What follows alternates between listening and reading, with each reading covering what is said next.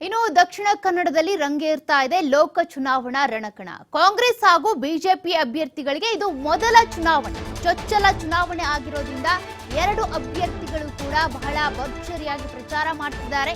ಕಾಂಗ್ರೆಸ್ನಿಂದ ಮೊದಲ ಬಾರಿಗೆ ಸ್ಪರ್ಧೆ ಮಾಡ್ತಿದ್ದಾರೆ ಪದ್ಮರಾಜ್ ಅವರು. ಇತ್ತ ಬಿಜೆಪಿ ಪಾಳ್ಯದಿಂದ ಮೊದಲ ಬಾರಿಗೆ ಬ್ರಿಜೇಶ್ ಚೌಟಾ ಅವರು ಸ್ಪರ್ಧೆ ಮಾಡ್ತಿದ್ದಾರೆ. ಕ್ಯಾಪ್ಟನ್ ಬ್ರಿಜೇಶ್ ಚೌಟಾ ಅವರಿಗೆ ಬಿಜೆಪಿ ಮಣೆ ಹಾಕಿದೆ. ಯಾವುದೇ ಚುನಾವಣೆಯನ್ನ ಎದುರಿಸದೇ ಇರುವಂತಹ ಇಬ್ರು ಕೂಡ ನೇರವಾಗಿ ಲೋಕ ಸಮರಕ್ಕೆ ಇಳಿದಿದ್ದಾರೆ. ಲೋಕ ಅಖಾಡದಲ್ಲಿ ಹಾಗಾದ್ರೆ ಗೆಲುವು ಯಾರಿಗೆ? ಎರಡು ಅಭ್ಯರ್ಥಿಗಳು ಕೂಡ ಚುನಾವಣಾ ರಾಜಕೀಯಕ್ಕೆ ಹೊಸಬ್ರೆ. ಕಳೆದ ವಿಧಾನಸಭಾ ಚುನಾವಣೆಯ ವೇಳೆ ಪದ್ಮರಾಜ್ ಅವರು ಕಾಂಗ್ರೆಸ್ ಸೇರ್ಪಡೆ ಆಗಿದ್ರು. ಹಾಗಾಗಿ ಈಗ ಇಬ್ಬರಿಗೂ ಕೂಡ ಲೋಕಸಭಾ ಚುನಾವಣೆ ಹೊಸ್ತೆ, ರಾಜಕೀಯವು ಹೊಸ್ತೆ. ಪದ್ಮರಾಜ್ ಅವರು ಕಾಂಗ್ರೆಸ್ ಸೇರ್ಪಡೆ ಆಗಿದ್ರು ಕೂಡ ಅವರಿಗೆ ಇದು ಮೊದಲ ಚುನಾವಣೆ. ಇತ್ತ ಕ್ಯಾಪ್ಟನ್ ಬ್ರಿಜೇಶ್ ಚೌಟಾ ಅವರಿಗೂ ಕೂಡ ಬಿಜೆಪಿ ಕಡೆಯಿಂದ ಟಿಕೆಟ್ ಸಿಕ್ಕಿದೆ. ಹಾಗಾಗಿ ಯಾರ ಪರವಾಗಿ ಇಲ್ಲಿ ಅಲೆ ಏಳುತ್ತೆ? ಇಲ್ಲಿವರೆಗೂ ಕೂಡ ಸಂಸದರಾಗಿ ಕಾರ್ಯನಿರ್ವಹಿಸಿದಂತಹ ನಳಿನ್ ಕುಮಾರ್ ಕಟೀಲ್ ಏನಿದ್ದಾರೆ ಅವರಿಗೆ ಕೊಡಲಾಗಿದೆ. ಅವರ ಬದಲಿಗೆ ಈಗ ಬ್ರಿಜೇಶ್ ಚೌಟಾ ಅವರಿಗೆ ಟಿಕೆಟ್ ಸಿಕ್ಕಿದೆ ಬಿಜೆಪಿಯಿಂದ. ಹಾಗಾಗಿ ಬಿಜೆಪಿಯನ್ನೇ ಆಧಾರವಾಗಿ ಇಟ್ಕೊಂಡು ಮತದಾರರು ವೋಟ್ ಮಾಡ್ತಾರೆ ಅಂದ್ರೆ ಬ್ರಿಜೇಶ್ ಚೌಟಾ ಅವರ ಪರವಾಗಿ ಅಲೆ ಏಳುತ್ತೆ. ಅದ್ರ ಬದಲಿಗಾಗಿ ಕಾಂಗ್ರೆಸ್ಗೆ ವೋಟ್ ಹಾಕ್ತೀವಿ ಅಂದ್ರೆ ಪದ್ಮರಾಜ್ ಅವರಿಗೆ ವೋಟ್ ಮಾಡ್ತಾರೆ.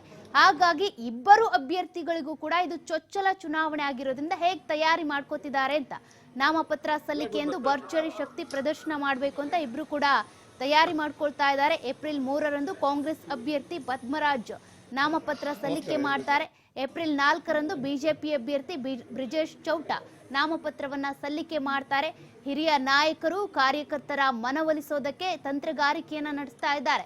ಘಟಾನುಘಟಿ ನಾಯಕರ ಪೂರ್ಣ ಬೆಂಬಲವನ್ನ ಪಡ್ಕೋಬೇಕು ಅಂತ ಕೂಡ ಒಂದಷ್ಟು ಸರ್ಕಸ್ ಮಾಡ್ತಾ ಇದ್ದಾರೆ. ಇಬ್ಬರಿಗೂ ಕೂಡ ಚೊಚ್ಚಲ ಚುನಾವಣೆ ಆಗಿರೋದ್ರಿಂದ ಎಲ್ಲರ ಬೆಂಬಲ ಸಹಕಾರ ಇರಬೇಕಾಗುತ್ತೆ. ಇನ್ನು ಪ್ರತಿ ವಿಧಾನಸಭಾ ಕ್ಷೇತ್ರದ ಉದ್ದಕ್ಕೂ ಕೂಡ ಅಭ್ಯರ್ಥಿಗಳ ಪರ್ಯಟನೆ, ಎಲ್ಲಾ ಕಡೆ ಕೂಡ ಮಿಂಚಿನ ಸಂಚಾರವನ್ನ ನಡೆಸಬೇಕಾಗುತ್ತೆ. ಜನರ ಬೆಂಬಲವನ್ನ ಪಡ್ಕೋಬೇಕಾಗುತ್ತೆ. ಕಾರ್ಯಕರ್ತರು ಮುಖಂಡರನ್ನ ವಿಶ್ವಾಸಕ್ಕೆ ತೆಗೆದುಕೊಳ್ಬೇಕಾಗುತ್ತೆ. ನಾಮಪತ್ರ ಸಲ್ಲಿಕೆಯ ದಿನ ಏನಿದೆ ಇಬ್ರು ಕೂಡ ಭರ್ಜರಿಯಾಗಿ ಶಕ್ತಿ ಪ್ರದರ್ಶನ ಮಾಡಬೇಕು ಅಂತ ಒಂದಷ್ಟು ಪ್ಲಾನ್ ಅನ್ನ ಮಾಡ್ಕೊಂಡಿದ್ದಾರೆ. ಏಪ್ರಿಲ್ 3ನೇ ತಾರೀಕು ಕಾಂಗ್ರೆಸ್ ಅಭ್ಯರ್ಥಿ ಪದ್ಮರಾಜ್ ಅವರು ನಾಮಪತ್ರ ಸಲ್ಲಿಕೆ ಮಾಡಿದ್ರೆ ಅದರ ಮರುದಿನ ಏಪ್ರಿಲ್ 4ನೇ ತಾರೀಕು ಬಿಜೆಪಿಯ ಅಭ್ಯರ್ಥಿ ಕ್ಯಾಪ್ಟನ್ ಬ್ರಿಜೇಶ್ ಚೌಟಾ ಅವರು ನಾಮಪತ್ರ ಸಲ್ಲಿಕೆ ಪರವಾಗಿ ಅಲೆ ಏಳಿಸೋದಕ್ಕೆ ಅಂತ ಸರ್ಕಸ್ ಅನ್ನ ಮಾಡ್ತಿದ್ದಾರೆ ಕಾಂಗ್ರೆಸ್ ಹಾಗೂ ಬಿಜೆಪಿ ಅಭ್ಯರ್ಥಿಗಳು. ಹಾಗಾಗಿ ಈ ಬಾರಿ ದಕ್ಷಿಣ ಕನ್ನಡ ಚುನಾವಣೆ ಕೂಡ ಹೇಗಿರುತ್ತೆ, ಇಲ್ಲಿಯ ಅಖಾಡ ಹೇಗೆ ರಂಗನ್ನ ಪಡ್ಕೊಳ್ಳುತ್ತೆ? ನಳಿನ್ ಕುಮಾರ್ ಕಟೀಲ್ ಅವರ ವಿರುದ್ಧವಾಗಿ ಅಲೆ ಇದ್ದಿದ್ರಿಂದ ಅವರಿಗೆ ಟಿಕೆಟ್ ಅನ್ನ ತಪ್ಪಿಸಿ ಬ್ರಿಜೇಶ್ ಚೌಟಾ ಅವರಿಗೆ ಕೊಟ್ಟಿದ್ದಾರೆ. ಹಾಗಾಗಿ ಮತಗಳು ಸ್ಪ್ಲಿಟ್ ಆಗುತ್ತಾ, ಯಾರಿಗೆ ಮತಗಳು ಸಿಗುತ್ತೆ ಅನ್ನೋದೇ ಒಂದು ರೀತಿಯ ಕುತೂಹಲ. ಈ ಬಗ್ಗೆ ಹೆಚ್ಚಿನ ಮಾಹಿತಿ ಕೊಡ್ತಾ ಹೋಗ್ತಾರೆ ನಮ್ಮ ಪ್ರತಿನಿಧಿ ಆದಿತ್ಯ. ಲೈವ್ ಅಲ್ಲಿ ಜಾಯಿನ್ ಆಗ್ತಾ ಇದ್ದಾರೆ.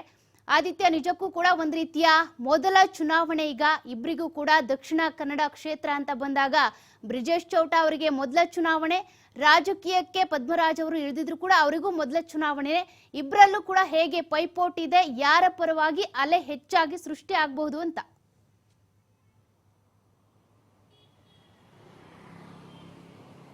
ಸೌಖ್ಯ, ನಿಜವಾಗ್ಲು ಅಂದ್ರೆ ದಕ್ಷಿಣ ಕನ್ನಡ ಜಿಲ್ಲೆಯ ಒಂದು ಸದ್ಯದ ಒಂದು ಇತಿಹಾಸವನ್ನ ನಾವು ಗಮನಿಸಿಕೊಂಡು ಹೋದಂತ ಸಂದರ್ಭ ಇಂತಹ ಒಂದು ಪ್ರಯೋಗಕ್ಕೆ ಎರಡೂ ಪಕ್ಷಗಳು ಕೂಡ ಮುಂದಾಗಿರುವಂತದ್ದು ಇದೇ ಮೊದಲನೇ ಬಾರಿ.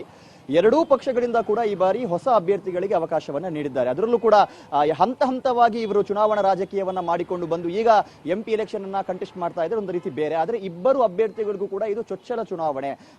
ಈ ಬಿಜೆಪಿ ಅಭ್ಯರ್ಥಿ ಬ್ರಿಜೇಶ್ ಚೌಟಾ ಏನಿದ್ದಾರೆ ಇವ್ರಿಗೂ ಕೂಡ ಇದು ಪ್ರಥಮ ಚುನಾವಣೆ. ಇವರು ಪಕ್ಷ ಚಟುವಟಿಕೆಗಳಲ್ಲಿ ಅನೇಕ ವರ್ಷಗಳಿಂದ ತೊಡಗಿಸಿಕೊಂಡಿದ್ದಾರೆ ಬಿಜೆಪಿ ಪಾಳಯದಲ್ಲಿ. ಆದ್ರೆ ಚುನಾವಣೆ ಅನ್ನುವಂಥದ್ದು ಇವರಿಗೆ ಮೊದಲು. ಪದ್ಮರಾಜ ರಾಮಯ್ಯ ಏನಿದ್ದಾರೆ ಕಳೆದ ವಿಧಾನಸಭಾ ಚುನಾವಣೆ ಸಂದರ್ಭ ಇವರು ಅಧಿಕೃತವಾಗಿ ಕಾಂಗ್ರೆಸ್ ಪಕ್ಷಕ್ಕೆ ಸೇರ್ಪಡೆ ಆಗ್ತಾರೆ. ಇವ್ರಿಗೂ ಕೂಡ ಒಂದು ಚುನಾವಣಾ ಸ್ಪರ್ಧೆ ಅನ್ನುವಂಥದ್ದು ಇದು ಮೊದಲ ಬಾರಿ. ಈ ಹಿಂದೆ ಅವರು ಸಂಘಟನೆಗಳಲ್ಲಿ, ಸಮಾಜ ಸೇವೆಯ ಒಂದು ಸಂಘಟನೆಗಳಲ್ಲಿ ಅವರು ಕೆಲಸವನ್ನ ನಿರ್ವಹಿಸ್ತಾ ಇದ್ರು. ಒಂದು ಉತ್ತಮವಾದ ಹೆಸರನ್ನ ಕೂಡ ಜಿಲ್ಲೆಯಲ್ಲಿ ಗಳಿಸಿಕೊಂಡಿದ್ರು. ಇದೇ ಕಾರಣಕ್ಕೆ ಕಾಂಗ್ರೆಸ್ ಅವರನ್ನ ಸ್ವಾಗತ ಮಾಡುತ್ತೆ ಪಕ್ಷಕ್ಕೆ ಬನ್ನಿ ಅಂತ. ಪಕ್ಷಕ್ಕೆ ಬಂದ ಬಳಿಕ ಈಗ MP ಕ್ಯಾಂಡಿಡೇಟ್ ಆಗಿ ಅವರಿಗೊಂದು ಅವಕಾಶವನ್ನ ನೀಡಿರುವಂತದ್ದು. ಹಾಗಾಗಿ ಇಬ್ಬರು ಅಭ್ಯರ್ಥಿಗಳಿಗೂ ಕೂಡ ಈ ಬಾರಿ ಒಂದು ಸವಾಲು ಏನು ಅಂದ್ರೆ, ಈಗ ಯಾವ ರೀತಿ ಚುನಾವಣಾ ರಾಜಕೀಯವನ್ನ ಅವರು ಬ್ಯಾಲೆನ್ಸ್ ಮಾಡಿಕೊಂಡು ಹೋಗ್ತಾರೆ. ಅಂದ್ರೆ 8 ಕ್ಷೇತ್ರಗಳು ಇದೆ ಈ ಜಿಲ್ಲೆಯಲ್ಲಿ. ಈ ಹಿಂದೆ ಬಿಜೆಪಿಯಿಂದ ನಾವು ಕನ್ಸಿಡರ್ ಮಾಡ್ಕೊಂಡು ಹೋಗೋದಾದ್ರೆ ನಳಿನ್ ಕುಮಾರ್ ಕಟೀಲ್ ರವರು ಸಂಸದರಾಗಿದ್ರು, ಅವ್ರಿಗೂ ಕೂಡ ಒಂದು ಬೆಂಬಲಿಗರು ಅನ್ನುವಂಥದ್ದು ಇರ್ತಾರೆ. ಅವರು ಕೂಡ ಟಿಕೆಟ್ ಅನ್ನ ಪಡಿಬೇಕು ಅಂತ ಶತಾಯಗತಾಯ ಪ್ರಯತ್ನವನ್ನ ಕೂಡ ಮಾಡಿದ್ರು, ಆದ್ರೂ ಟಿಕೆಟ್ ಕೈ ತಪ್ಪಿ ಹೋಗುತ್ತೆ. ಈ ನಳಿನ್ ಕುಮಾರ್ ಕಟೀಲ್ ಪರವಾಗಿರುವಂತಹ ಬಣ ಯಾವ ರೀತಿ ಬ್ರಿಜೇಶ್ ಚೌಟಾ ಅವರಿಗೆ ಸ್ಪಂದನೆಯನ್ನ ನೀಡುತ್ತೆ, ಯಾವ ರೀತಿ ಬೆಂಬಲವನ್ನ ನೀಡುತ್ತೆ, ಏನಾದ್ರೂ ಮುನಿಸು ಇದೆಯಾ, ಹತಾಶೆ ಇದೆಯಾ, ಇದನ್ನ ಸರಿದೂಗಿಸಿಕೊಂಡು ಹೋಗುವಂತ ನಿಟ್ಟಿನಲ್ಲಿ ಬ್ರಿಜೇಶ್ ಚೌಟಾ ಏನ್ ಮಾಡ್ತಾ ಇದ್ದಾರೆ, ಇದೆಲ್ಲವೂ ಕೂಡ ಈಗ ಬಹಳ ಚರ್ಚೆ ಕಾರಣವಾಗ್ತಾ ಇರುವಂತದ್ದು. ಈ ನಿಟ್ಟಿನಲ್ಲಿ ಕಾಂಗ್ರೆಸ್ ಹಾಗೂ ಬಿಜೆಪಿ ಎರಡೂ ಅಭ್ಯರ್ಥಿಗಳು ಕೂಡ 8 ವಿಧಾನಸಭಾ ಕ್ಷೇತ್ರದ ಉದ್ದಕ್ಕೂ ಕೂಡ ಪ್ರಚಾರವನ್ನ ಮಾಡ್ತಾ ಇದ್ದಾರೆ. ಪ್ರಮುಖವಾಗಿ ಈ ಹಿಂದೆ ಯಾರೆಲ್ಲ ಬಿಜೆಪಿ ಪಕ್ಷ ಆಗಿರ್ಬೋದು ಅಥವಾ ಕಾಂಗ್ರೆಸ್ ಪಕ್ಷದಿಂದ ಸ್ವಲ್ಪ ರಾಜಕೀಯವಾಗಿ ದೂರ ಉಳಿದಿದ್ರು ಅವರೆಲ್ಲರನ್ನ ಕೂಡ ಅವರ ಒಂದು ಅಸಮಾಧಾನ ಇದ್ರೆ, ಅವರ ಬಂಡಾಯ ಇದ್ರೆ, ಬೇಸರ ಇದ್ರೆ ಅದನ್ನ ಶಮನ ಮಾಡುವಂತ ಪ್ರಯತ್ನ, ಅವರ ಮನೆಗೆ ಹೋಗಿ ಭೇಟಿ ನೀಡಿ ಮತ್ತೆ ತಾವು ಪಕ್ಷ ಕಾರ್ಯಚಟುವಟಿಕೆಗಳಲ್ಲಿ ಸಕ್ರಿಯರಾಗಬೇಕು, ಈ ರೀತಿ ಕರೆತರುವಂತಹ ಒಂದು ಪ್ರಯತ್ನಗಳನ್ನ ಮಾಡ್ತಾ ಇದ್ದಾರೆ. ಪದ್ಮರಾಜ್ ಕೂಡ, ಅಂದ್ರೆ ಪದ್ಮರಾಜ್ ವಿರುದ್ಧವೂ ಕೂಡ ಟಿಕೆಟ್ ಆಕಾಂಕ್ಷಿಯಾಗಿ ವಿನಯ್ ಕುಮಾರ್ ಸೊರಕೆ ಅವರಿದ್ರು. ಅವರು ಸಚಿವರಾಗಿದ್ದಂಥವರು, ಶಾಸಕರಾಗಿದ್ದಂಥವರು, ಅವ್ರಿಗೂ ಕೂಡ ಒಂದು ಬೆಂಬಲಿಗರ ಬಣ ಅಂತ ಆಯ್ತು.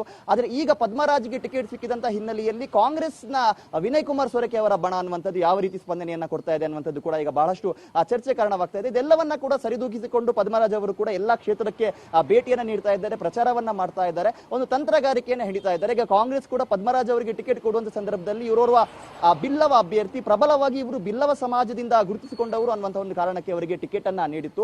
ಇದರೊಂದಿಗೆ ಪಕ್ಷಾತೀತವಾಗಿ ಈ ಬಾರಿ ಪದ್ಮರಾಜ್ ವಿಚಾರದಲ್ಲಿ ಅನೇಕ ಜನ ಚುನಾವಣಾ ರಾಜಕೀಯಕ್ಕೆ ಧುಮುಕುವಂತ ಸಾಧ್ಯತೆಗಳು ಇದೆ, ಅವರಿಗೆ ಬೆಂಬಲವನ್ನ ಕೊಡುವಂತ ಸಾಧ್ಯತೆಗಳು ಇದೆ. ಯಾಕಂದ್ರೆ ಪಕ್ಷಾತೀತವಾಗಿ ಅವರು ಸಾಕಷ್ಟು ಅಭಿಮಾನಿಗಳನ್ನ ಹೊಂದಿದ್ದಾರೆ, ಸಾಮಾಜಿಕ ಕೆಲಸ ಕಾರ್ಯಗಳಲ್ಲೂ ಕೂಡ ಅವರು ತೊಡಗಿಸಿಕೊಂಡಿದ್ದಂಥವರು.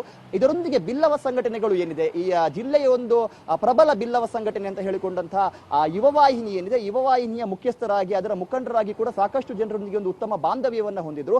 ಹಾಗಾಗಿ ಇಷ್ಟು ದಿನಗಳ ಕಾಲ ನಮಗೆ ರಾಜಕೀಯ ಬೇಡ ಅಥವಾ ಚುನಾವಣೆನೇ ಬೇಡ ಅಂತ ಹೇಳಿದಂತ ಅನೇಕ ಜನ ಈ ಬಾರಿ ಕಾಂಗ್ರೆಸ್ ಅಭ್ಯರ್ಥಿ ಪದ್ಮರಾಜ್ ಆದಂತ ಕಾರಣದಿಂದಾಗಿ ಅವರಿಗೆ ಬೆಂಬಲವನ್ನ ಸೂಚಿಸಿ ಈ ಬಾರಿ ಅಖಾಡಕ್ಕೆ ಇಳಿದಿರುವಂತದ್ದು ಕೂಡ ಸಾಕಷ್ಟು ಒಂದು ಕುತೂಹಲಕ್ಕೆ ಕಾರಣವಾಗಿರುವಂತದ್ದು. ಏನು ಕಳೆದ ಅನೇಕ ಅವಧಿಗಳಿಂದ, ಕಳೆದ 3 ಅವಧಿಗಳಿಂದ ನಳಿನ್ ಕುಮಾರ್ ಕಟೀಲ್ ಅವರು ಇಲ್ಲಿದ್ದಾರೆ, ಸುಮಾರು 3 ದಶಕದಿಂದ ಇಲ್ಲಿ ಬಿಜೆಪಿ ಅಧಿಕಾರದಲ್ಲಿದೆ. ಹಾಗಾಗಿ ಕಾಂಗ್ರೆಸ್ ಈ ಬಾರಿ ಏನು ಒಂದು ಪ್ರಯೋಗಕ್ಕೆ ಮುಂದಾಗಿದೆ, ಆ ಪ್ರಯೋಗ ಫಲವನ್ನ ನೀಡುತ್ತಾ ಅನ್ನುವಂಥದ್ದು ಕೂಡ ಬಹಳ ಒಂದು ಪ್ರಮುಖವಾಗಿರುವಂತಹ ವಿಚಾರ. ಯಾಕಂದ್ರೆ ಜನಾರ್ದನ್ ಪೂಜಾರಿಯ ಬಳಿಕ ಜಿಲ್ಲೆಯಲ್ಲಿ ಅತಿ ಹೆಚ್ಚಿನ ಸಂಖ್ಯೆಯಲ್ಲಿರುವಂತಹ ಬಿಲ್ಲವ ಸಮುದಾಯದಿಂದ ಬೇರೆ ಯಾವುದೇ ಒಬ್ಬ ಅಭ್ಯರ್ಥಿ ಯಾವುದೇ ಪಕ್ಷದಿಂದ ಸಂಸದನಾಗಿಲ್ಲ. ಈ ಒಂದು ವಿಚಾರ ಕೂಡ ಆ ಸಮಾಜಕ್ಕೆ ಒಂದು ರೀತಿಯ ಕೊರಗು ಅನ್ನುವಂಥದ್ದು ಇದೆ.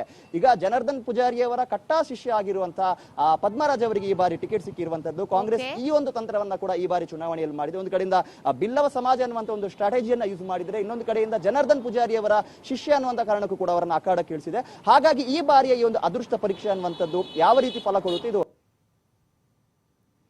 ಓಕೆ, ಥ್ಯಾಂಕ್ ಯು ಆದಿತ್ಯ ನಿಮ್ಮೆಲ್ಲ ಡೀಟೇಲ್ಸ್ಗೆ.